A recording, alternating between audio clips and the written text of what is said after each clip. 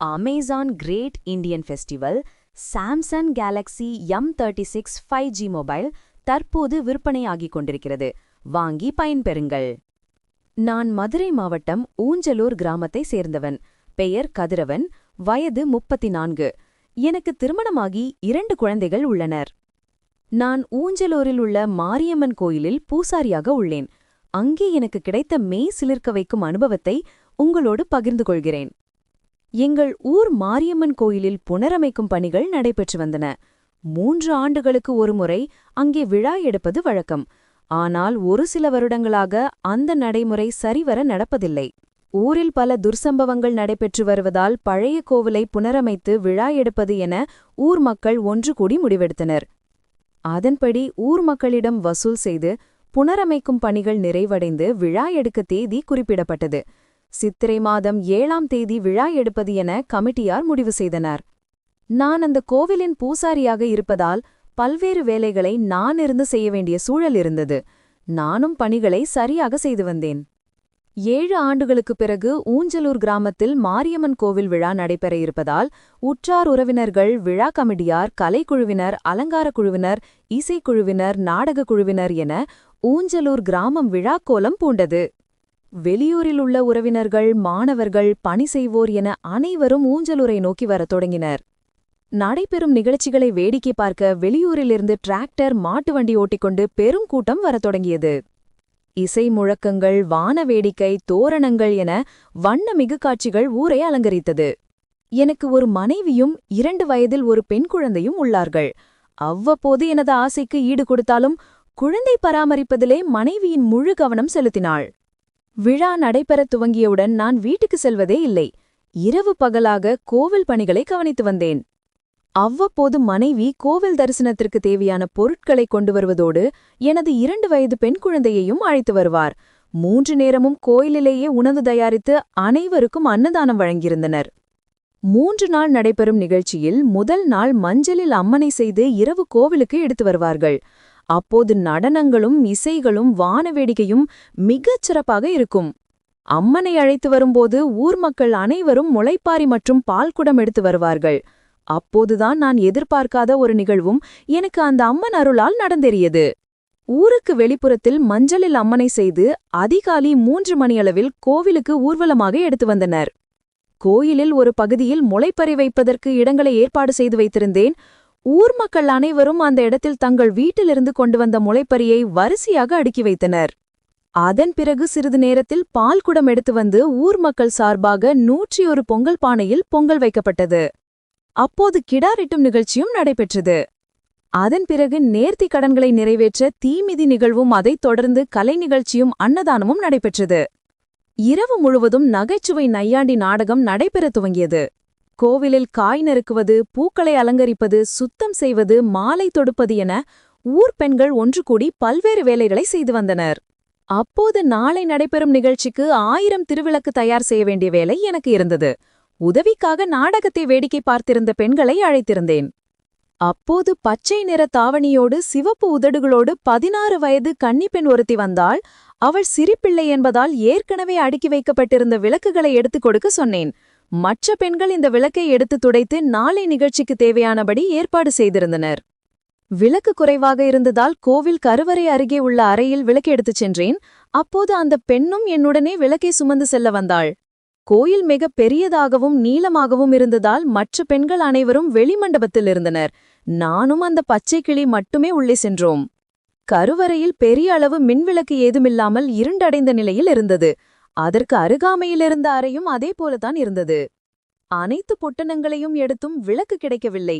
அந்த பெண்ணை மூட்டையின் மீது ஏறி மேலே விளக்கு உள்ளதா என பார்க்க கூறினேன்.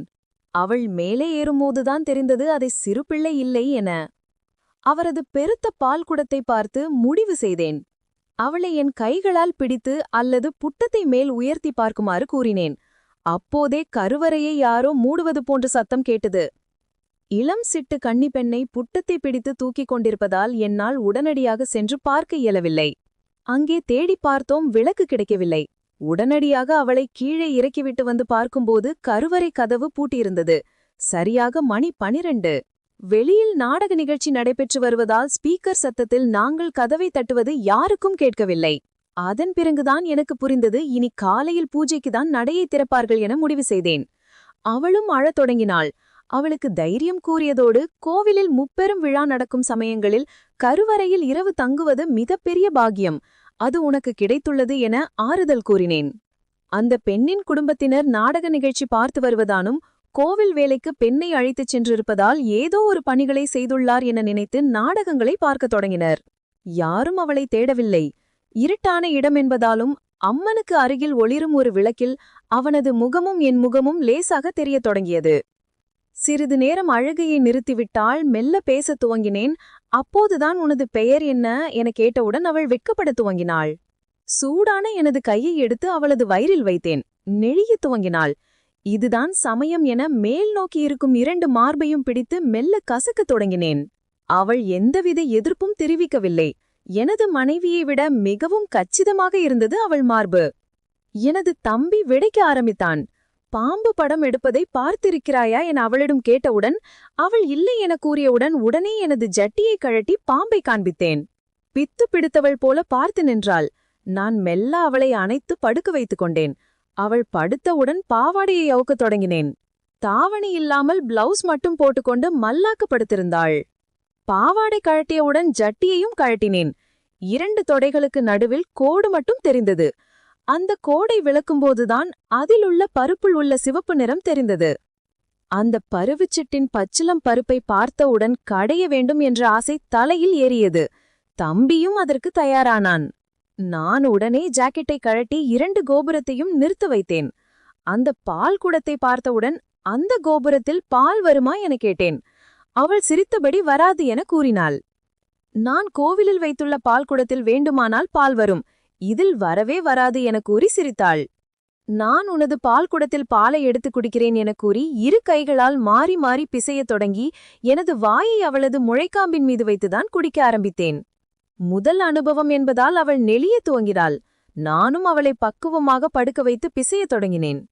மெல்ல மெல்ல அவளுக்கு சுகம் கிடைக்கவே அவள் முணங்க ஆரம்பித்தாள். அவளுக்கு மேலும் சுகம் தர வேண்டும் என கூறி எனது பாம்பை அவளது வாயில் விட்டேன். லேசான சிறுநீர் வாசம் அவளை மெய் சிலிர்க்க வைத்த உடனே நான் அவளது பருப்பில் எனது வாய் வைத்து இருவரும் சுகம் கண்டோம். அவள் என் பாம்பை சுவைக்க, நான் அவளது பருப்பை கடிக்க என சுகம் மேலோங்கியது. அவள் உச்சநிலையை அடைந்து அவளது பருப்பில் பால் வடியத் தொடங்கியது. நான் பாத்தியா, பால் வந்துருச்சு என கூறி முத்தம் கொடுத்தேன். அதன் பிறகு மெதுவாக அவளது கன்னத்தை கிள்ளிக் கொண்டு எழுந்தேன். வெளியில் நாடகங்களை பார்த்து உற்சாகமான கைத்தட்டலும் ஆரவார சத்தமும் கேட்டது. அதன் பிறகு பூஜைக்கு வைத்திருந்த நெய்யை எடுத்து அவளது பருப்பின் மீது தடவினேன். அவள் அதே நெய்யை எடுத்து பாம்பின் மீது தடவி குலுக்கத் தொடங்கினாள். மிகவும் வழுவழுப்பாக அவள் செய்த செயல் அத்தனை சுகங்களையும் எனக்கு கொடுத்தது. உடனடியாக அவளை மல்லாக்க படுக்க வைத்து மீதமிருந்த நெய்யையும் அவளது பருப்பின் மீது தடவி எனது பாம்பை உள்ளே விட்டேன். மனைவி பருப்பை காட்டிலும் எல்லையற்ற சுகங்களை கண்டேன்.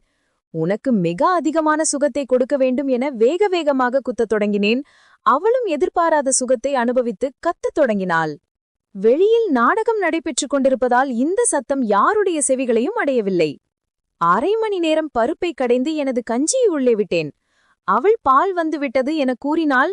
அந்த பால் உனது பருப்பிலிருந்து வடிகிறது என கூறி பருப்பை விரித்து வைத்து மீண்டும் நக்கத் தொடங்கி வெறித்தனமாக எனது ஏக்கத்தை தீர்த்தேன். பிறகு இருவரும் பூஜைக்கு வைத்திருந்த பழங்களை உண்டு சிறிது ஓய்வெடுத்தோம். அப்போதும் எனது விரல்கள் அவளை பதம் பார்த்து கொண்டிருந்தது. பிறகு பூஜைக்கு வைத்திருந்த தேனை எடுத்து அவளது பால் குடத்தின் மீதும் பருப்பின் மீதும் தொப்புளின் மீதும் தடவி அடுத்த ஆட்டத்தை துவங்கினேன். இதேபோல அன்று இரவு முழுவதும் மாறி மாறி ஓய்வெடுத்து 4 முறை இருவரும் எதிர்பாராத சுகத்தை அனுபவித்தோம். பிறகு 3 மணிக்கு கோவில் நடை திறக்கப்பட்டது.